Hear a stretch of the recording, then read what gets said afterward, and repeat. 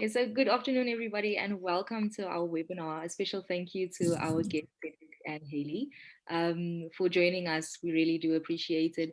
Unfortunately, Ida won't be able to make it today, but we do have some amazing and super exciting insights to share with you all. And we do look forward to a fun and interactive event. Let me just click the screen. My name is Dayle Gordon, and I am the marketing coordinator for FinChatbot. And today I will be your host. So I just want to take you guys through the agenda really quick. So we will be starting with an introduction, and we will be playing that through a video. And then we'll swiftly move on to the panel discussion and then some Q&As. So with regards to the Q&As, guys, you can pop in your questions in our comment section, and we will be answering them during and after the event. So without any further ado, I would like to play our video. I hope you guys love it.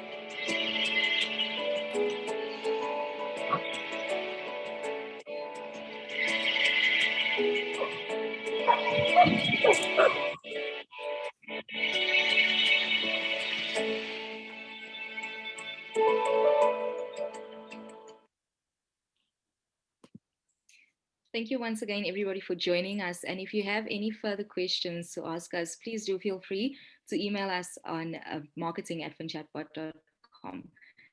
I'm going to then launch a quick poll to just get to see our audience and who we have on the other side.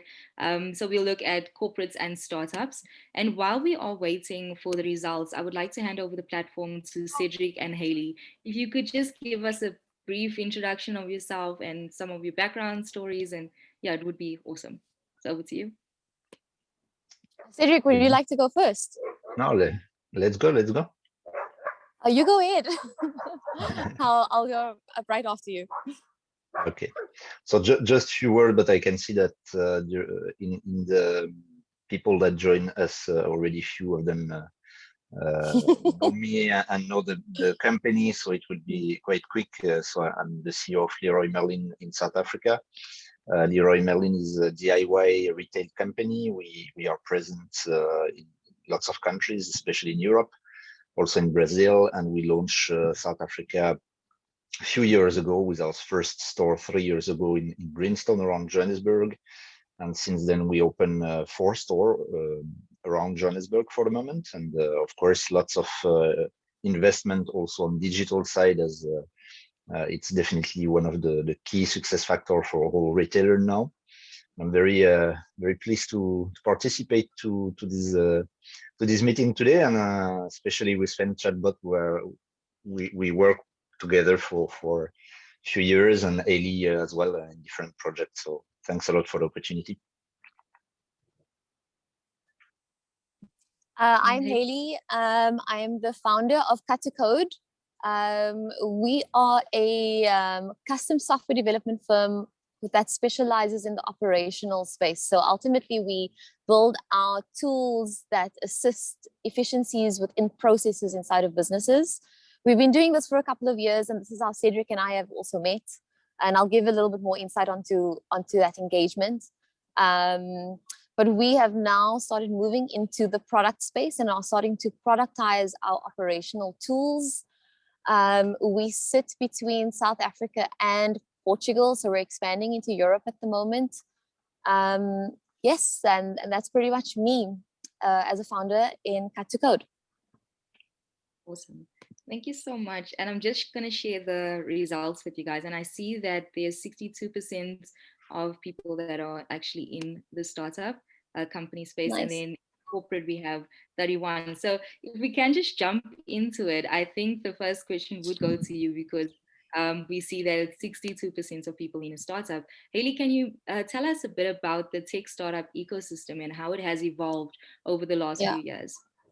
Well, I remember the first startup I started in 2010, and I started that in Cape Town with a co-founder. And I mentioned this purely because I feel that the ecosystem has grown quite substantially. We've had quite a few bodies that have grown out of the different startups too. So there's a lot more support for startups. We're seeing some great innovations that are coming out of the African continent too. Honestly, I think startups are really important because it's the way we can rebuild our economy. And you're starting to see many countries using the strategy. So really putting the energy behind engaging startups, creating opportunities, supporting founders and startup teams to kind of build out their innovations and put them together with different corporates. So the ecosystem is quite robust. I don't think we have enough time to actually go through the entire ecosystem, but I think possibly through the Q&A, it would be great to actually have some more questions and some input from the listeners, because I'm sure that we are also scattered around the country too. Cape Town, as I come from Cape Town, I've been quite involved with bodies like Silicon Cape. We've also got really great co-working spaces that have jumped into these kind of environments and supported startups. And you see people really supporting each other and collaborating, which is really great. And it's a community of individuals who come together in support of what it is that they have to offer, connecting people, providing support in not only connecting people with various resources, but also with clients and advocating for each other, really. That's awesome. And Cédric, do you work with any startups at Leroy Merlin? And if so, how do you work with them and why? Yes, Ellie is a good example, but maybe just to come back to your first question, a quick comment, because a few years ago, we were looking at the startup ecosystem or startup environment more coming from the United States, with the Silicon Valley example everywhere. And now you can see with the French tech that you mentioned in your video, that lots of countries tried to duplicate this combination of good elements to make it happen. Because the startups is finally just one ingredient of what can deploy this new environment of work. And behind the startup, the most important is the entrepreneur, the guys who are crazy enough to launch something from an idea to a business. But definitely it's not enough. That's why I like the example of Silicon Cape or example like that, because you combine the educational environment, I mean university or good brain oriented people, with the entrepreneur. But if you don't have the willing from the authorities or the public sector, it will be anyway complicated. And on top of that, you need to be realistic. You need the money. So you need the investors around to make all those ingredients working together. And that's honestly something that we saw, as Ailey mentioned, that we saw in the last few years in South Africa quite a lot. And it's a very positive sign for me in this case. To come back to your point, yes, we are working with startups for a long time, not only in South Africa, and I think it's also linked to the spirit of the company. We are a company based on entrepreneurship. We promote a lot of autonomy and responsibility, and at the same time, we try to collaborate with startups in the different countries for a year and in different fields. I remember a few years ago, we collaborate with Tech Shop, which is a kind of workshop for creative guys in France. We worked in South Africa. We are working with Kandua for installation. So it's an example of the collaboration can be really on different topic, different fields. It can be on product, it can be on services, and it's not only on tech, as usual. People can be maybe confused about it. Awesome. And what factors do corporates consider before actually working with startups? And what are some of the other alternatives corporates consider? So if maybe I will continue. I think one of the Please. main elements is the people. The main point of attention, if I can say, is really the values of people that are in the startup. Again, as I mentioned before, startups are usually based on entrepreneur, based on guys that are crazy with their idea and that will do their best to make the idea coming a reality. And that's for us the main element. We need to feel that it can match with us, with our way of working, with our attention to customers, attention to our team and colleagues. So basically the values, the way you consider your business and the way you consider your partners need to match with the entrepreneur that are in the startup. I think this is the main point of attention. May I just jump in there quickly? Because Cédric, I think that Leroy Merlin is quite ahead of the pack when it comes to working with startups, really. So you already have quite a substantial startup culture inside of your business. And I think personally, from my perspective, having engaged your team, I think that the mindset of innovation exists. So there is already that culture of wanting to engage a startup to innovate, because you're not depending on your team to be the experts at absolutely everything. So your team is looking to technology experts to productize certain things, or working with Kandua, for instance, offering another element to your business. And I think that that's commendable, particularly in a business that understands that in order to stay ahead of the pack, you need to innovate. And I think that COVID has now been the catalyst to so many other businesses wanting to become far more innovative, because they have the understanding that they need to innovate. The way in which we've been working has now changed profoundly, and many corporates are quite left behind, right? I think recently during the COVID pandemic, I forget who it was, but I think it may have been McKinsey who ran a study with big corporates asking if corporates believed that the way of working and the way business was being conducted would change. And I think 90% of those individuals voted yes. And 21% of them felt that they were adequate enough to adopt those changes or to innovate.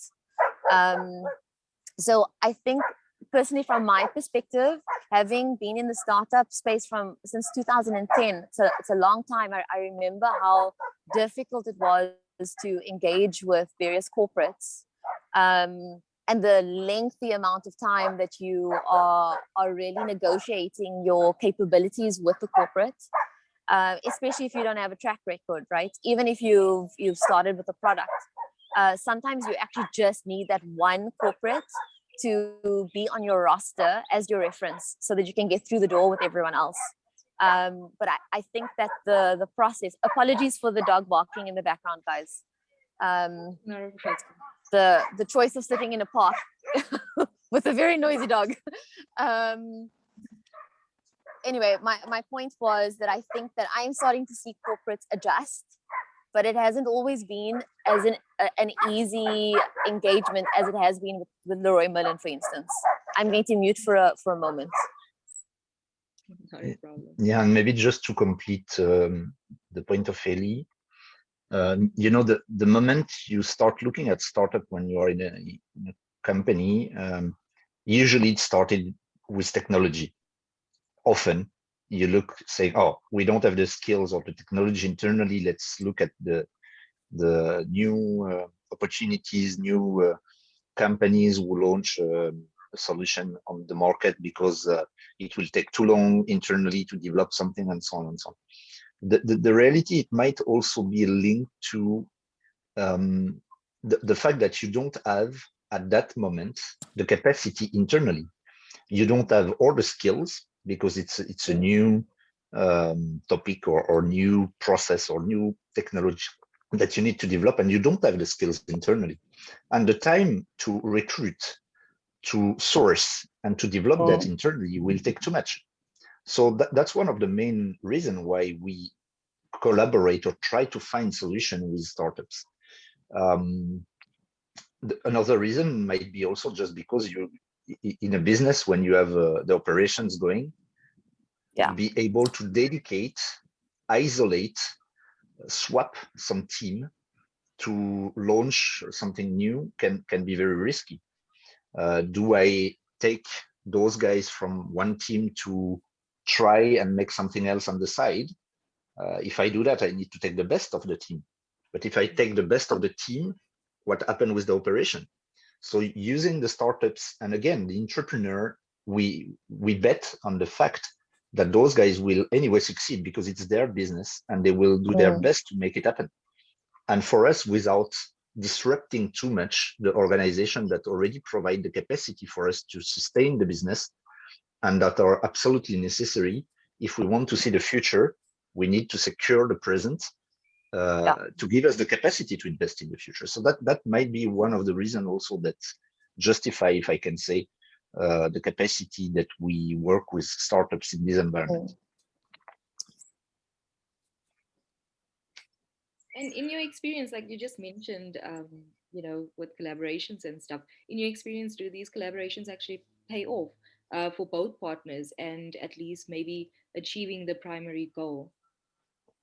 Can I actually answer that? Because I think Cut to Code is testament to the engagement with a few corporates because, you know, when you're starting out, you don't have any clients, but you have either a service or a product. And the most important thing that you need is a client. The corporate is the body that actually has the budget, and the budget enables the entrepreneur to go off to go and create and be innovative.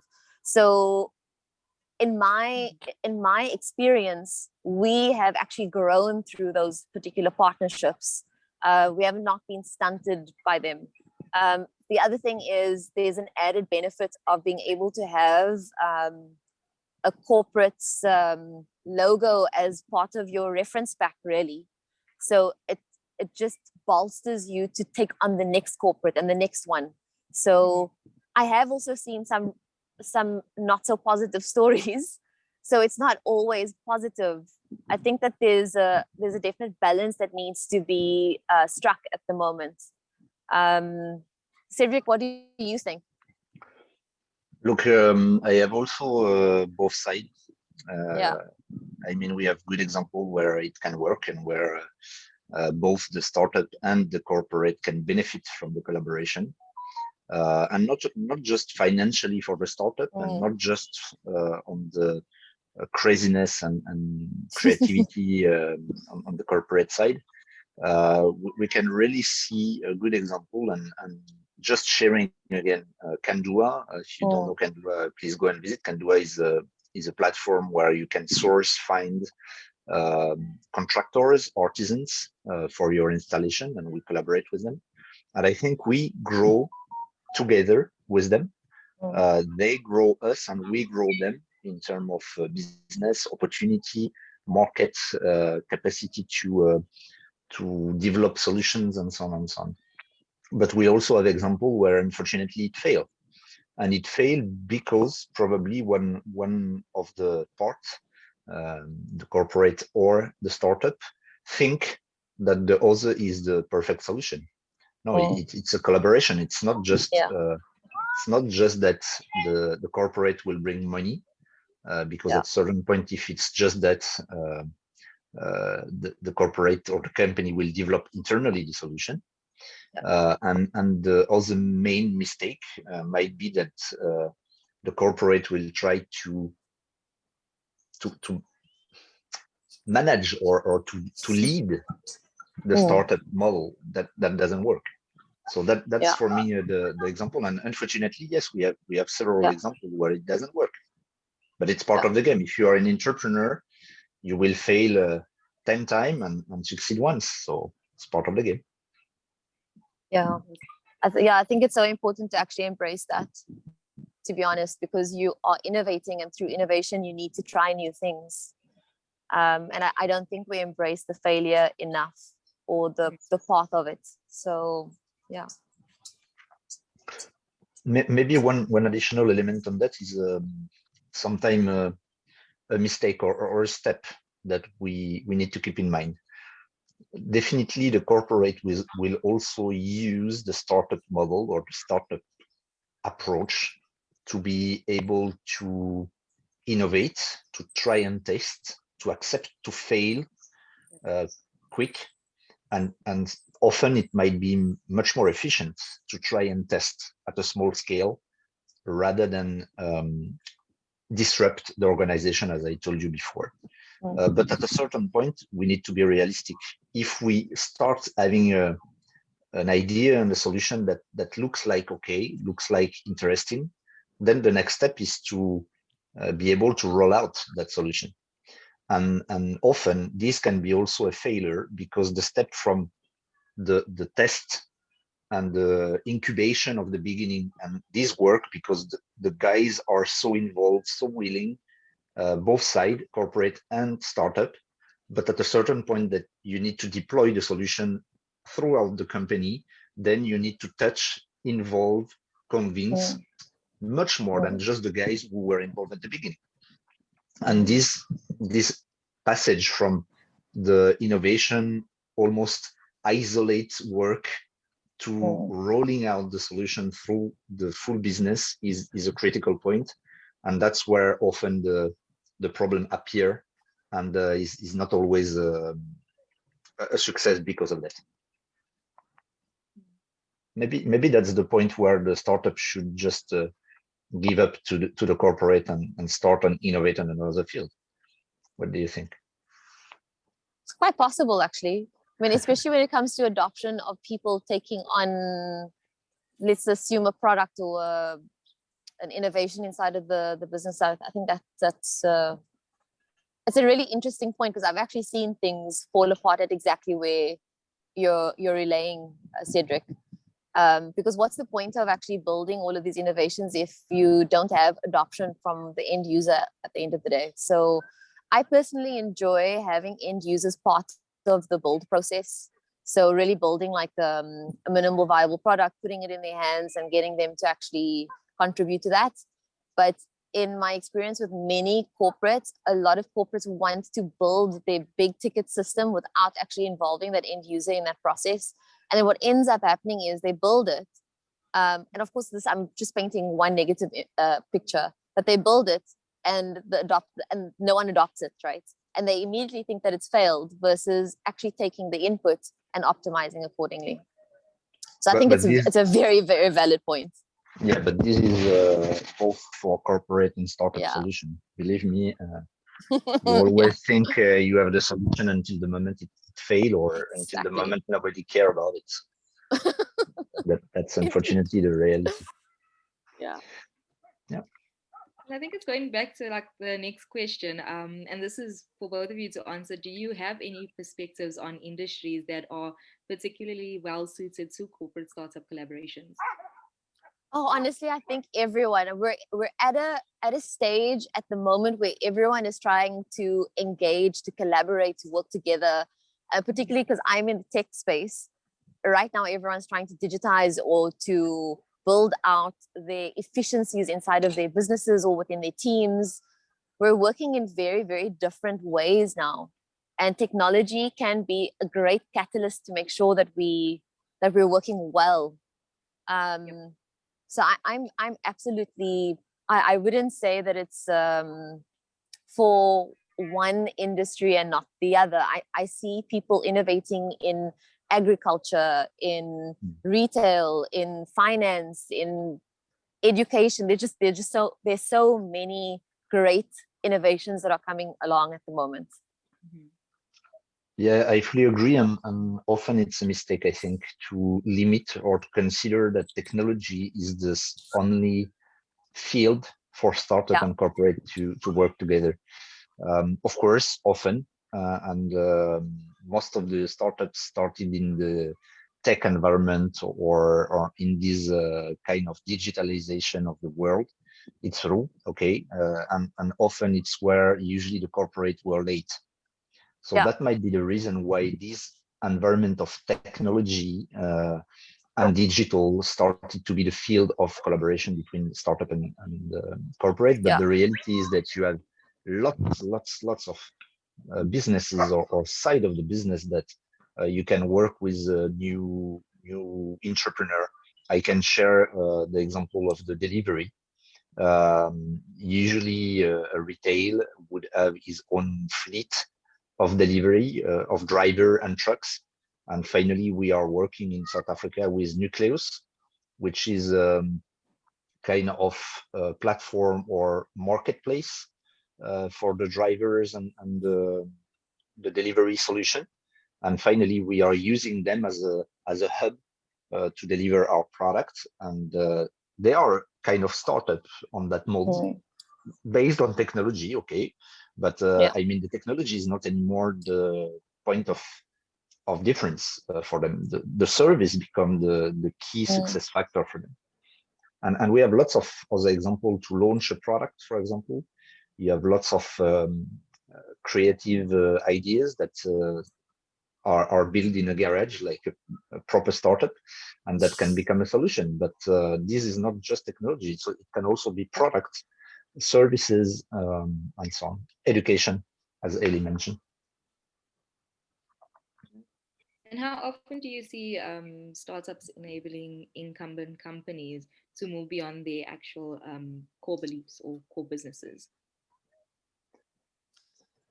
On my perspective, I think that startups are enabling corporates to be far more agile. So I think changing the way in which they work, and I can obviously only speak from my perspective, having been in the technology sector. Some corporates that I've worked with in the past have quite a lot of red tape, but I think startups move faster. And so it encourages a different way of thinking. Yeah, I think it's exactly what we mentioned earlier. The capacity of the entrepreneur to decide to pivot sometime the model of the startup allow the business to readapt much quicker than the corporate. You can imagine that depending on the side of the business, but a company has to take decision according to the risk that you will take. And definitely working in the startup environment or the company environment, you don't take the same risk because you are not at the same level of the maturity of your business. You don't have the same constraint on the legal point of view, on maybe sometimes union that you can have. And all those elements will not allow you to take the same risk, and according to the risk, not to take the same decision, of course. And that's for me the main reason or the main element that will push the startup to allow the company to grow on somehow on some side where the company will not be confident enough to take the risk. So you will use the startup model to take that risk, to fail fast if needed, while you are more under other constraints on the corporate environment, if I can say. And Haley, if you don't mind answering this, at what stage do startups, or at what stage are startups best suited to collaborating with large companies? I think once startups have a clear understanding of what their offering is,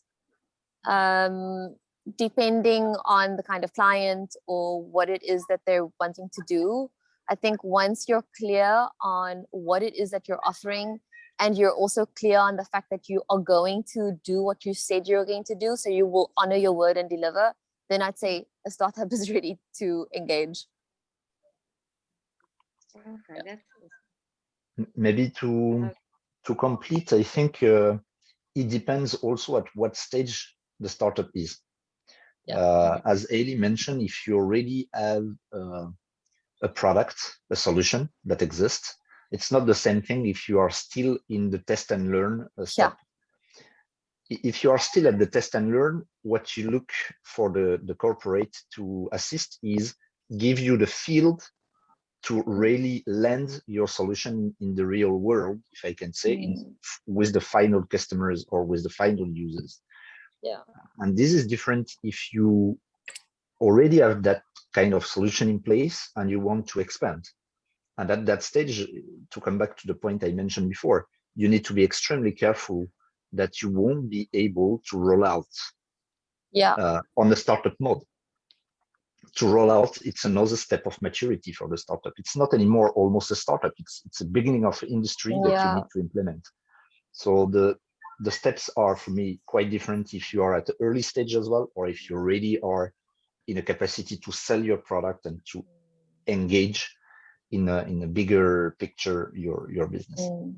Do you think, Cédric, that it's more advisable for startups that are at the growth phase to engage a corporate versus a brand new startup? I know for us it's a little bit different because we had a service to start off with, right? Not necessarily a product. So service really based on building out strategy and understanding how to code something.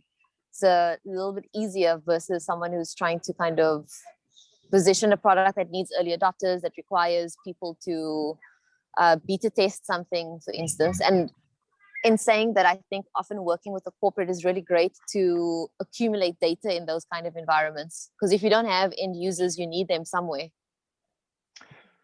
Yeah, I think it's also depending on the target you want to achieve. I mean, if your purpose is to grow your business and then to sell it to another one or to sell it to a corporate, that's usually what happened with startups, and they try their best to make money through fundraising, and then they jump in another topic. No Not all startups.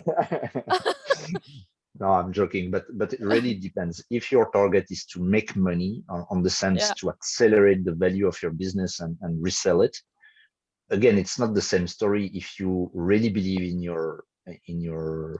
in innovation, or if you really believe in your added value, if you really grow your business with the real entrepreneur willing to make a solution for people, this is different. If it's the case, you will find corporate that will grow with you, that will assist you to grow.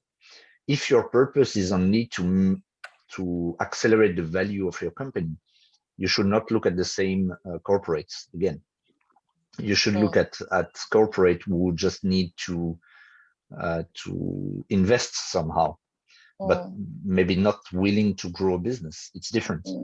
You can have sorry. Yeah, I was just going to actually add to your point in saying that you've made a good differentiator. There's a corporate collaboration or a corporate client. Exactly. Yeah. And depending on what you want to achieve as a startup, the typology of business that you target as sponsor of your project might be different. Again, you look for investors or you look for partners. This is quite different. And before we go on to our Q&A session, I think I would like to ask the last question, which is, what advice or insights can you actually share with both corporates and startups about the importance of collaboration and how to build a thriving ecosystem? Cédric, you can go first. Yeah. Look, I think it touched what we discussed just before. My main advice would be to be realistic on this collaboration. The corporate is not here just to finance. It doesn't mean that some are here to that. I mean, some corporate might have a dedicated budget for innovation, dedicated team to collaborate with that. It's possible, but usually if you want to grow together, I think we need to be realistic on both sides. The corporate is not just here to finance. The startup are not employees that you can push to do what they don't believe. Again, it's an entrepreneur spirit. The collaboration means respect, respect of the rhythm, respect of the steps even, but both sides. Again, the rhythm of a corporate is not the rhythm of the startup, and the same on the opposite side. You can play also around the fact that the expertise might be different. You might have very expert guys in the startup, but you also have very expertise guys in the corporates. So the respect of those two expertise are very important. I think it's a good it's a good point to have that in mind, I think. Yeah, I'll actually add to that. I really think that it's to Cédric's point, it's very much about understanding what the parties are meeting with and what that collaboration is looking like. I think you have lots of different perspectives, and it's great to have diverse perspectives, but it's also good to be really clear on where those engagements start and finish and what is expected from both parties and how you're going to be collaborating. And it sounds like relationship 101 kind of things, but because the entities are so different and so different in the way that they work, I think it's really important to clarify those kind of things up front, right? And just going back to the two differentiators that Cédric had mentioned, so corporate collaboration versus a corporate client, I think you would approach those two things very differently. So having the clarity on what it is that you're hoping to achieve out of that engagement with each other, I think is also really important. And just understanding how you're going to work together. I mentioned the how you're going to work together because I find it quite important, having worked with a number of medium-sized businesses and large corporates. I think large corporates have a substantial amount of red tape and bureaucracy that you need to get around, right? So you need a champion inside of those environments. If you're going to be a startup engaging those corporates and you have zero champion inside of the corporate, it's it just affects you in such a negative way. And it also impacts really emotionally, because I don't speak for all entrepreneurs, but I think that almost all entrepreneurs that I've engaged, we're really emotional about what it is that we're putting on the table, because we're literally serving up our souls every day, right? So when you get stuck in that bureaucracy of a corporate, it's really detrimental to your well-being. So I think making sure that those kind of things are clear up front and what the expectation is or what the hopes are, and making sure that you keep coming back to those environments, making sure that you're clarifying those relationships and building on that. That for me has been like a very big learning over the past couple of years. And maybe a last point that came in my mind in the meantime is each time it's possible, I would recommend that the startups doesn't limit the collaboration to one corporate. As much as possible, it's for the corporate and for the startup benefit, because the exclusive relationship might just kill the startup spirit. Yeah. And the main target for the corporate is to be sure that the startup will be still alive in a few years. And the best way to do that is to assist the startup into finding other partner or other companies to work with, because the more the startup will have access to market exposure, the more the capacity to sustain the model will be long and will allow the collaboration to continue. If not, in this case, the solution is to integrate the startup, and it's not anymore a startup. Yeah, it's a project inside the company. But if you want to keep the collaboration growing, I think it's quite important to have not exclusive collaboration. Cédric, that's so interesting that you're saying that. It's the first time I've heard someone from a corporate background actually say that, when in fact, one of the main questions you get asked when you engage a corporate is, who else are you working with regards to my competition? So there is almost that expectation. Usually the reason is because I don't want to collaborate with you if you are working with my competitors. Competition, yeah. It depends. It depends, because if the risk for me as a corporate is that I will start working with you, I will start investing with you, and someday my competitor will decide to invest 10 times and buy your solution, I will lose. It's not the same story if we decide to collaborate for the benefit of both on the same market, allowing you to have access to the market, to grow your market as well as we grow our collaboration. It's a bit different. So I would say maybe I won't be super happy if you collaborate with my main competitor. Yeah. However, I will do my best to sustain your project with the rest of the market that will anyway benefit to you and to the market and to the customer at the end.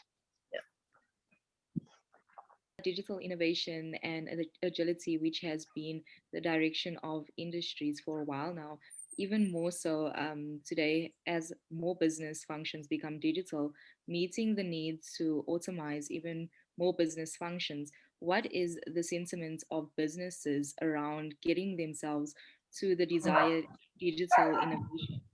And then it goes on saying, is the sentiment to hire the people with the needed skills and manage internally, or is the sentiment to outsource and collaborate with startups to develop? Very interesting question. It's Yeah, actually such a pertinent question, actually, because it goes to the point that I was making earlier. I think because COVID has been a great catalyst, we've almost changed the way we're working, right? And the way we're engaging, not just engaging suppliers, but our teams are now doing like blended work between offices and home and all sorts of things, right? So now the processes become super important. I personally haven't, through the client base that we're working with, I haven't experienced any of our clients trying to build these things in-house because they've needed to react so quickly. So automatically it's looking externally to the people who have already been working in that particular way. That's been my experience. I'd love to maybe research a little bit more and ask other colleagues if they're experiencing the same thing. But personally, I do see a lot of businesses leaning on the expertise of people who are already operating this kind of modus. yeah, I think as we, it depends on the timing. If you need to rush on a topic, you might look at solution externally, as Dayle mentioned, to accelerate the capacity to deliver. But at a certain point, the exceptional situation will become the norm. And as you mentioned in your comment, it's more and more a reality. The digital is part of the business. It's not anymore something new. We are in retail, and the question is not how to digitalize retail. Digital is part of retail in this new age. So you cannot ignore it. So if you don't incorporate that in the skills you develop internally, if you don't look on how you recruit your resource who will be the next generation of your managers, you will fail. So I think it's both. Typically, a few years ago, to develop an app, you always ask an external company to do so. You always look at a startup who already developed an amazing app for this or for that. Now the app is just the norm.